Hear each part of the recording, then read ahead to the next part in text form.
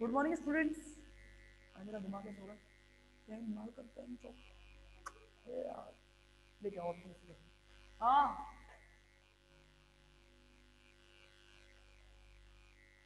कल या आज नहीं तो कल ही खत्म हो जाएगी यूनिट, इसी के साथ आपकी इनऑर्गेनिक केमिस्ट्री भी समाप्त। ठीक है, देखो अब ज्यादा बचा नहीं है इसमें मैटर। एक और रह गया था ना, पाई सिद्धांत के बाद अब रह गया है पिट्सर का सिद्धांत।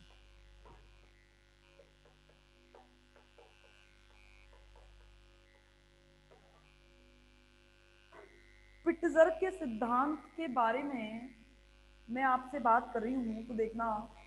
पिट्जर का सिद्धांत एक्चुअली में ये एक वैज्ञानिक है पिट्जर, जिन्होंने किसी अम्ल एवं क्षार की कठोरता एवं मृदुता को समझाने के लिए एक समीकरण दिया। एक्चुअली में आपको कुछ याद है बचपन की चीजें, फर्स्ट ईयर की चीजें कुछ याद है? फर्स्ट ईयर में आपने कहीं तो कुछ पढ़ा है जिसमें द्विध्रुव बल पढ़े हैं। आपने पढ़ी है द्रव अवस्था, लिक्विड स्टेट के अंदर आपने अच्छे से पढ़े हैं कि बल बहुत सारे होते हैं। द्विध्रुव द्विध्रुव अंतःक्रिया, द्विध्रुव प्रेरित द्विध्रुव अंतःक्रिया, प्रेरित द्विध्रुव प्रेरित द्विध्रुव अंतःक्रिया, ये सारे के सारे बल जो हैं आपको ध्यान होगा, आपने एक पढ़ा होगा लंदन बल। लंदन बल वाले कोई आपको ध्यान होगा, इसको कहते हैं प्रकीर्णन प्रभाव।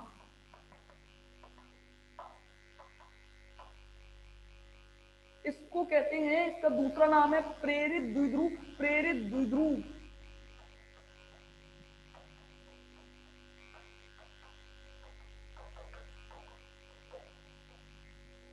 अंतःक्रिया। प्रेरित द्विध्रुव अंतःक्रिया का मतलब समझना। एक्चुअली में ये वांडरवाल्स बल जो होते हैं ये गैसों के बीच पाए जाते हैं जिनमें बिल्कुल भी बल नहीं होते, या फिर हम कहते हैं कोई आदर्श गैस है। आदर्श गैस में हम अच्छे से जानते हैं कोई बल कार्य नहीं करता, वो बिना बल के, आपको ध्यान होगा कोई आदर्श गैस के अंदर कोई गुरुत्वाकर्षण बल का प्रभाव नहीं पड़ता, यानी कि कोई भी बल प्रभावित नहीं होता है पिट्जर के, मतलब पिट्जर सॉरी वांडरवाल्स के अनुसार। लेकिन आइडियल गैस में कोई ना कोई बल अवश्य पाया जाता है जो क्षणिक बल होते हैं, यानी कि बहुत वीक फोर्सेस होते हैं, जो कि वांडरवाल ने कहा था। वांडरवाल्स के बलों को आपको ध्यान होगा 5-6 टाइप्स में बांटा गया है, जिसमें से एक है लंदन बल। आपको ध्यान होगा आपने वहां पे इनके समीकरण भी निकालने सीखे होंगे कि आपकी जैसे ध्रुवणता, इनके बारे में सीखा होगा। इन सब चीजों के बारे में हम चर्चा करेंगे यहाँ पे, तो पिट्जर के सिद्धांत के बारे में हम बात करेंगे। एक्चुअली में हुआ क्या, देखो लंदन बल कहता था, इधर से देखना, ये कंफर्म पता है या नाभिक होता है, नाभिक से बना हुआ होता है कोई इलेक्ट्रॉन। ये बिल्कुल अध्रुवीय यौगिक है, ध्यान रखना अध्रुवीय। नाम देखो, प्रेरित द्विध्रुव, प्रेरित द्विध्रुव अंतःक्रिया, यानी कि एक भी, दोनों की दोनों जो हैं वो एक में भी द्विध्रुव ध्रुव नहीं पाए जाएंगे, यानी कि एक पर भी चार्ज नहीं मिलेगा, एक को भी हम अच्छे से डिफाइन नहीं कर सकेंगे। कहने का मतलब हमें अपनी तरफ से बाहर से इनमें प्लस माइनस चार्ज इंड्यूस करने रहेंगे, यानी कि हमें अपनी तरफ से बाहर से कुछ भी करके कैसे भी करके हमें नए फोर्सेस को जन्म देना पड़ेगा, इंड्यूस करने पड़ेंगे। देखो कैसे होंगे, देखो ये तो पक्का कंफर्म है, ये अध्रुवीय है, साथ ही साथ ये भी अध्रुवीय है। ठीक है, अब देखो ये तो है नहीं, अध्रुवीय यौगिक में ऐसा तो है नहीं कि नाभिक नहीं होता या उसके इलेक्ट्रॉन नहीं होते। अब देखो नाभिक के चारों ओर इलेक्ट्रॉन कॉन्टिन्यूसली चक्कर लगा रहा है, चक्कर लगा रहा है, चक्कर लगा रहा है, चक्कर लगा रहा है। एक पल ऐसा आएगा जिस पल इलेक्ट्रॉन बिल्कुल इसके समकक्ष स्थित होगा, होगा कि नहीं होगा? जिस पल इलेक्ट्रॉन समकक्ष स्थित होगा उस पल यहाँ पे दो चार्ज बन जाएंगे, दो पोल्स, एक तो ये वाला पॉजिटिव और ये वाला नेगेटिव। समझते? इलेक्ट्रॉन जिस पर चक्कर लगा रहा है कोई बल कार्य नहीं कर रहा, यानी कि दोनों अट्रैक्शन फोर्स के द्वारा जुड़े हुए हैं, लेकिन हमें इसको बताना है कि हमें इसमें ध्रुवता उत्पन्न करनी है, पोलैरिटी उत्पन्न करने का मतलब क्या है, हमें धनात्मक और ऋणात्मक आवेश उत्पन्न करने रहेंगे। अब वो कैसे उत्पन्न होंगे, क्योंकि दोनों ही अध्रुवीय हैं और दोनों में ही ध्रुवता को इंड्यूस करना है, पोलराइजेबिलिटी को इंड्यूस करना है, तो वो देखो कैसे।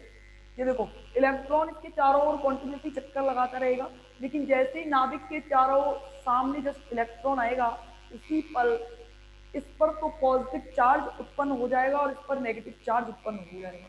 जैसे ही इस पर पॉजिटिव और नेगेटिव चार्ज उत्पन्न होगा, क्या ये द्विध्रुव की तरह कार्य नहीं करेगा? यानी कि अब ये अध्रुवीय नहीं रहा, ये हो गया है ध्रुवीय। और ये ध्रुवता हमने अपनी तरफ से उत्पन्न की है, ये प्रेरित हुआ है किससे? नाभिक से और इलेक्ट्रॉन के बल से, इनके दोनों के चार्ज से प्रेरित हुआ है। तो इसके चार्ज से प्रेरित होने की वजह से इसमें आ गई ध्रुवता। ठीक है, हुई ना प्रेरित? ये देखो सेम बिल्कुल ऐसा ही है, ये भी अध्रुवीय है। जैसे ही ये अध्रुवीय होगा तो ऐसे तुरंत की तुरंत जैसे ही इसका इलेक्ट्रॉन इसके नाभिक के बिल्कुल समकक्ष आएगा, तब इसमें पॉजिटिव और नेगेटिव चार्ज वापस से इंड्यूस हो जाएंगे, और वापस से positive charge negative charge induce होंगे, तो ऑब्वियस सी बात है इनके दोनों साइड यहाँ पे पॉजिटिव चार्ज आंशिक और यहाँ आंशिक ऋणावेश द्विध्रुव उत्पन्न हो गया। और ये कंफर्म पता है आपको, अब दो द्विध्रुव के बीच में इन दोनों में ध्रुवता उत्पन्न हो गई। अब इन दोनों द्विध्रुव के बीच में कोई बल कार्य करने लग जाएगा, इस बल को लंदन बल। ठीक है, इसे प्रकीर्णन इसलिए कहा जाता है क्योंकि ये एक दूसरे को प्रकीर्णित करते हैं, यानी कि दोनों को एक दूसरे से रिलेट किया गया है, इसलिए इसको प्रकीर्णन प्रभाव के नाम से भी जाना जाता है। अब देखो स्पिट्जर ने इन वांडर वाल्स बल और लंदन बलों के आधार पर इस सिद्धांत की व्याख्या की कि जो मृदु मृदु प्रजाति है, यानी कि मृदु अम्ल और मृदु क्षार की जो प्रजाति है, जब ये दोनों इंटरेक्शन करते हैं, मृदु मृदु अंतःक्रिया, मृदु मृदु अंतःक्रिया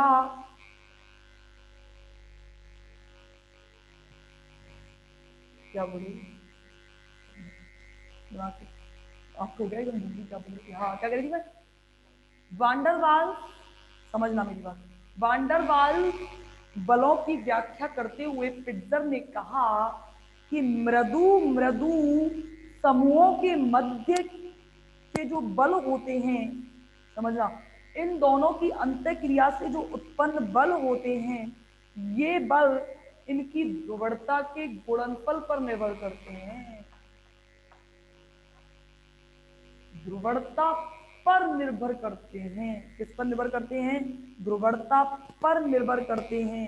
यानी कि ध्यान रखना, कहने का मतलब क्या है, इन बलों की ऊर्जा बचपन में याद रही होगी आपको, कैसे याद करते थे? EL बराबर L for London, E for energy, याद होगा, -3/4, याद है कि नहीं? I alpha square upon R square. जहां देखो EL लंदन बल की ऊर्जा है, कितनी एनर्जी खर्च होगी, I जो है वो आयनाइजेशन एनर्जी है, अल्फा जो है वो ध्रुवणता है, और R है परमाणु के जो समूह हैं, दोनों परमाणु के जो समूह हैं उनके बीच की दूरी, यानी कि इन दोनों के बीच की दूरी क्या कहलाती है? R कहलाती है। इस सूत्र के द्वारा ऊर्जा निकाली गई, ऊर्जा और इनके गुणनफल के बराबर, देखो यानी कि कहने का मतलब क्या है, देखो लंदन बल की जो ऊर्जा है वो दो चीजों पर निर्भर कर रही है, पहला तो ध्रुवणता और दूसरा आकार। इमेजिन करो, ध्रुवणता के तो डायरेक्टली प्रोपोर्शनल है, ध्रुवणता के तो क्या है? डायरेक्टली प्रोपोर्शनल है। लेकिन इधर देखो, ये जो लंदन बल की एनर्जी है, ये इन दोनों के बीच की दूरी के समानुपाती है या नहीं है, बताओ? यानी कि कहने का मतलब ध्रुवणता जितनी अधिक होगी, लंदन बल की ऊर्जा उतनी ही अधिक होगी या नहीं होगी? होगी या नहीं होगी? और आकार बड़ा होगा तो लंदन बल की ऊर्जा कम हो जाएगी, होगी या नहीं होगी, बताओ? आकार बड़ा होने पर, आकार बड़ा होने पर ध्रुवणता कम, आकार बड़ा होने पर एनर्जी कम, और आकार अल्फा ध्रुवणता का मान कम होने पर एनर्जी कम होती है। देखो देखना इधर, क्योंकि आप जानते हो मृदु अम्ल और मृदु क्षार, याद करो इन दोनों का साइज बड़ा होता है, ध्यान है कि नहीं? मृदु अम्ल और मृदु क्षार दोनों का आकार बड़ा होता है। साइज जितना बड़ा होगा लंदन बैरल की एनर्जी उतनी ही कम होगी या नहीं होगी। और आपको ध्यान होगा एनर्जी जो होती है वो स्टेबिलिटी के इनवर्सली प्रोपोर्शनल है, यानी कि एनर्जी जितनी कम होगी वो उतना ही ज्यादा स्थायी होगा। समझे या नहीं समझे? तो पिट्जर ने ये सिद्धांत किसके आधार पर दिया है, यानी कि ध्यान रखना आकार जितना बड़ा होता है ध्रुवणता उतनी ही कम होती है। आकार जितना बड़ा होगा ध्रुवणता, आकार जितना बड़ा होगा ध्रुवणता उतनी ही कम होगी। क्या होगी? आकार जितना बड़ा होगा ध्रुवणता उतनी ही कम होती है। और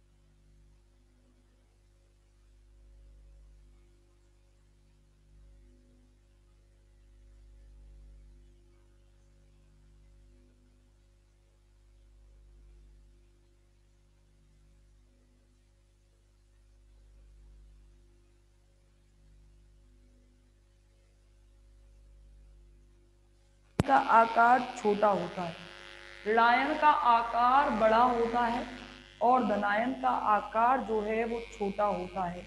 अब देखो, याद करो वो फायांस के नियम जिसमें डिपेंड करता था कि ऋणायन का आकार जितना बड़ा होगा वो धनायन को उतना ही ज्यादा अपनी तरफ आकर्षित करेगा। याद करो, ऋणायन के द्वारा धनायन को आकर्षित करने की प्रवृत्ति, धनायन के द्वारा ऋणायन के द्वारा धनायन को आकर्षित करने की प्रवृत्ति ऋणायन की ध्रुवणता कहलाती है। और फायांस के नियम के अकॉर्डिंग आप जानते हो कि ऋणायन का आकार जितना बड़ा होगा उसकी ध्रुवणता उतनी ही ज्यादा होगी। ऋणायन का आकार जितना बड़ा होगा उसकी ध्रुवणता उतनी ही ज्यादा होगी। अब सोचो, ऋणायन के आकार की बात करेंगे, है ना? तो मैंने क्या कहा था अभी आपने देखा, -3/4 I alpha square upon alpha upon R square, यहाँ था ये ई एल, यानी कि ध्रुवणता जितनी ज्यादा रहेगी आकार जितना बड़ा होगा ध्रुवणता उतनी कम होगी, और ध्रुवणता जितनी कम होगी उसकी एनर्जी उतनी ही कम होगी, और जितनी कम एनर्जी होगी उसका स्टेबिलिटी उतनी ही ज्यादा होगी। यही कारण है, यही कारण है कि लंदन बल मृदु मृदु अंतर क्रिया के स्थायित्व को समझाता है कि मृदु मृदु की अंतर क्रिया से बना हुआ यौगिक अधिक स्थायी होता है। आया या नहीं आया समझ में? हाँ या ना? ये था पिट्जर का सिद्धांत। पिट्जर ने कुछ नहीं कहा है भाई, पिट्जर ने लंदन बल के आधार पर मृदु मृदु की अंतर क्रिया से बने हुए यौगिक की स्टेबिलिटी को समझाया है। समझ में आया? समझ गए? पिट्जर ने मृदु मृदु की अंतर क्रिया से बने हुए यौगिक की स्टेबिलिटी को समझाया। उन्होंने कहा है कि मृदु मृदु के बीच में लंदन बल कार्य करते हैं, और मृदु मृदु के बीच में लंदन बल की लिए इन्होंने कहा कि लंदन बल जब कार्य करेंगे तो ये जो डायरेक्ट है ये ध्रुवणता पर और उसके आकार पर निर्भर करता है, बीच की दूरी पर। ये भी कहा कि इनके बीच की दूरी यानी कि जो आकार है आर, ये जितना बड़ा होगा उसकी ध्रुवणता उतनी ही ज्यादा होगी। और ध्यान रखना, ऋणायन का आकार जितना बड़ा होता है, ऋणायन का आकार जितना बड़ा होता है और धनायन का आकार जितना छोटा होता है उतना ही। और फिर क्या होगा, ऋणायन का आकार जितना बड़ा होगा या धनायन का आकार जितना बड़ा होगा वो एनर्जी के इनवर्सली प्रोपोर्शनल है, एनर्जी का मान कम हो जाएगा, और एनर्जी का मान जितना कम होगा उसका स्थायित्व उतना ही ज्यादा बढ़ जाएगा। तो पिट्जर ने मृदु मृदु अंतर क्रिया से इस चीज को समझाया था। आया या नहीं आया समझ में? बताओ।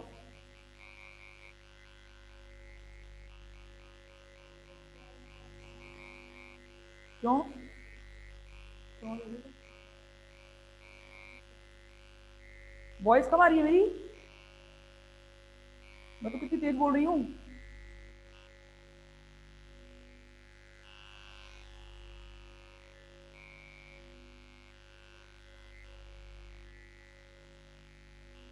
आवाज सही आ रही है दूसरा? आवाज सही आ रही है?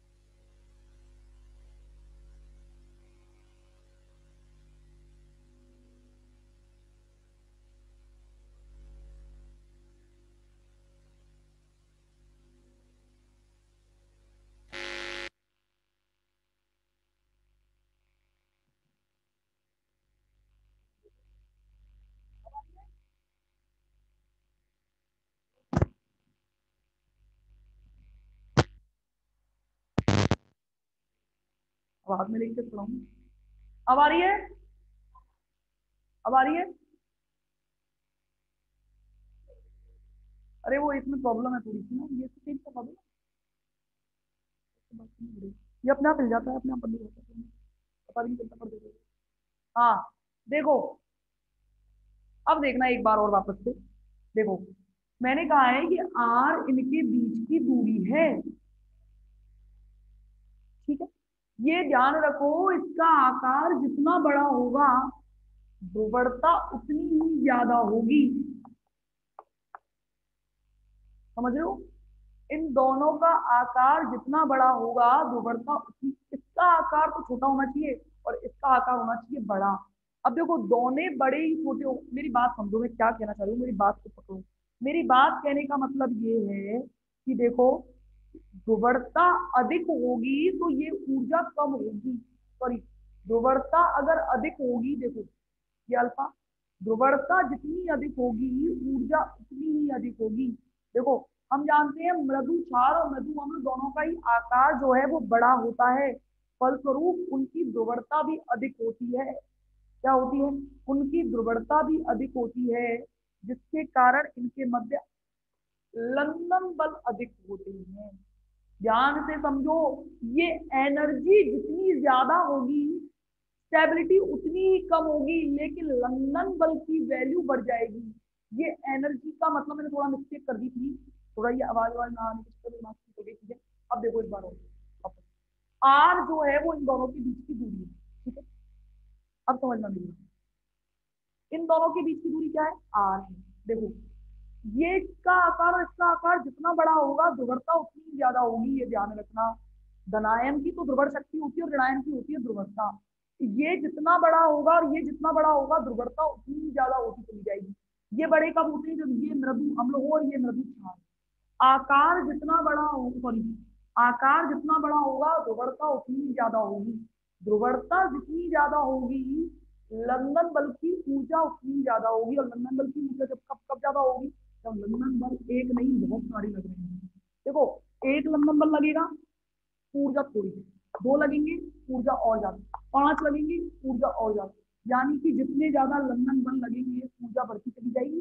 बढ़ेगी या नहीं बढ़ेगी। अब देखो, कहने का मतलब क्या है, ध्रुवता जितनी ज्यादा होगी लंदन बल उतने ही ज्यादा होंगे, और लंदन बल जितने ज्यादा होंगे इनके बीच में बॉन्ड ज्यादा प्रबल बनेगा।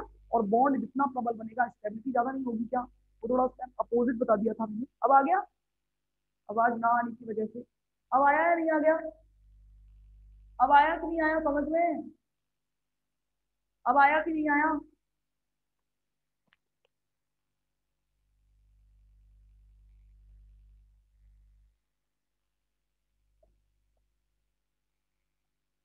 आया या नहीं, ठीक है।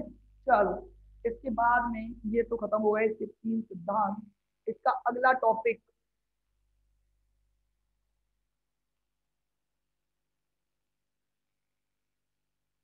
विद्युत ऋणात्मकता एवं मृदुता एवं कठोरता। यानी कि विद्युत ऋणता से डायरेक्ट कनेक्ट किया गया है विद्युत ऋणात्मकता एवं कठोरता और मृदुता। यानी कि कठोरता और मृदुता का संबंध किससे याद करना है, इलेक्ट्रॉन नेगेटिविटी के द्वारा। इलेक्ट्रोनेगेटिविटी के द्वारा आपको विद्युत ऋणता और कठोरता एवं मृदुता में रिलेशनशिप बताना है। देखो, कहने का मतलब ये है, अम्ल और क्षारों की कठोरता और मृदुता विद्युत ऋणता पर निर्भर करती है।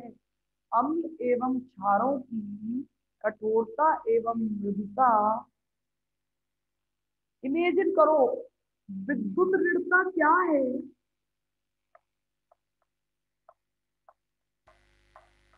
इलेक्ट्रॉन को खींचने की प्रवृत्ति या इलेक्ट्रॉन को आकर्षित करने की क्षमता।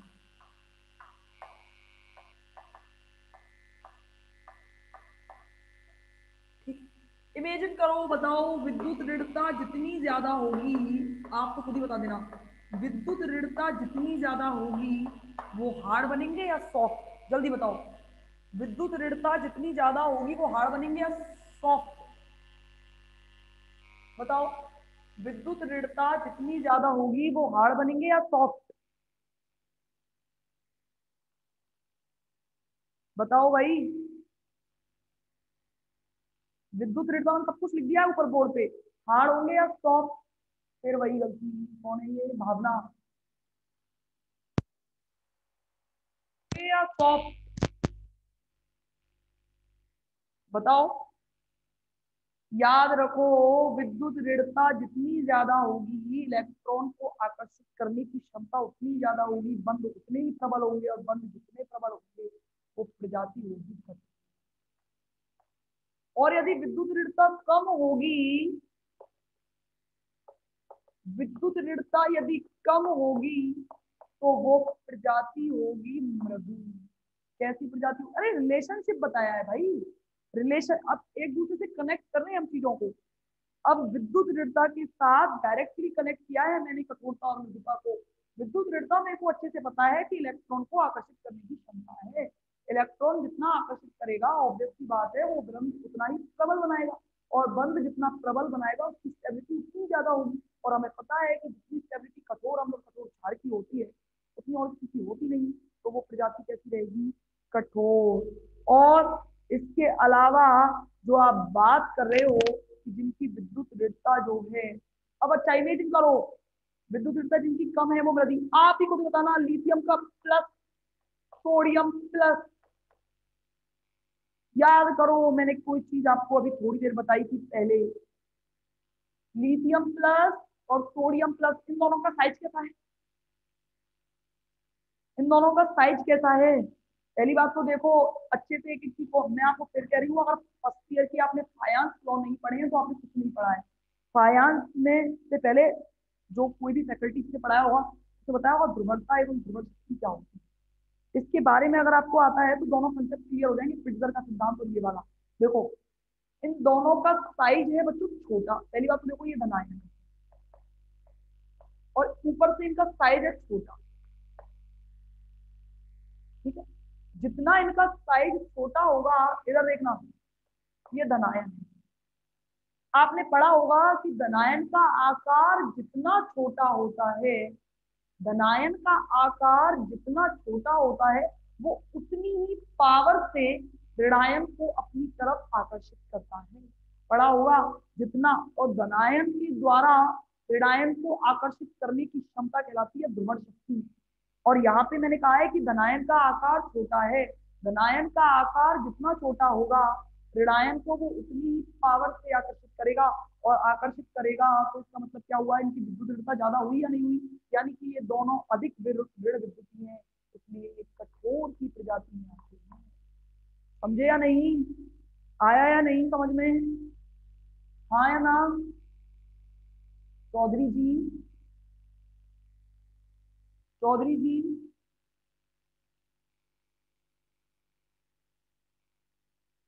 ठीक है। अब देखो कहने का मतलब क्या होता है, देखो इसके अलावा क्या है मतलब कहने का, कि लिथियम प्लस आयन की तुलना में,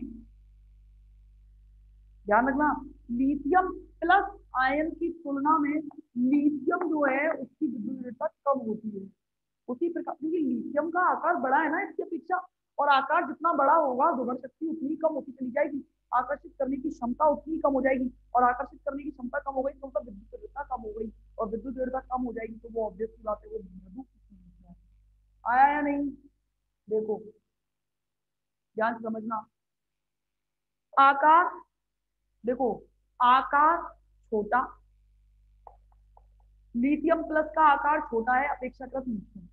लिथियम जो है, ध्यान से समझ के चलना, लिथियम जो है बच्चों, लिथियम का, इसका आकार छोटा है, ऑब्वियस सी बात है इसकी विद्युत दृढ़ता इससे तो कम है। ध्यान रखना, लिथियम की विद्युत दृढ़ता लिथियम प्लस से, और सोडियम की विद्युत दृढ़ता सोडियम प्लस प्लस से बहुत कम होती है। क्या होती है? बहुत कम होती है, क्योंकि ध्यान रखना, मेरे कहने का मतलब क्या है कि इसका पहला इलेक्ट्रॉन निकालने के लिए, क्या कहते हैं, इसका पहला इलेक्ट्रॉन निकालने के लिए, देखो लिथियम का इलेक्ट्रॉनिक कॉन्फ़िगरेशन याद करो क्या है, 1s2 2s, 1s2 1s2 तो होता है बस, लिथियम का 1s2, ठीक है। देखो लिथियम का, सॉरी 1s2 2s1 होता है ना, भूल गई, 1s2 2s1, ठीक। सोडियम का क्या होता है याद करो, सोडियम का 11, 1s2 2s2 2p6, 6 और 4 10, 3s1, यही होता है ना, रिजॉइन करो इसे।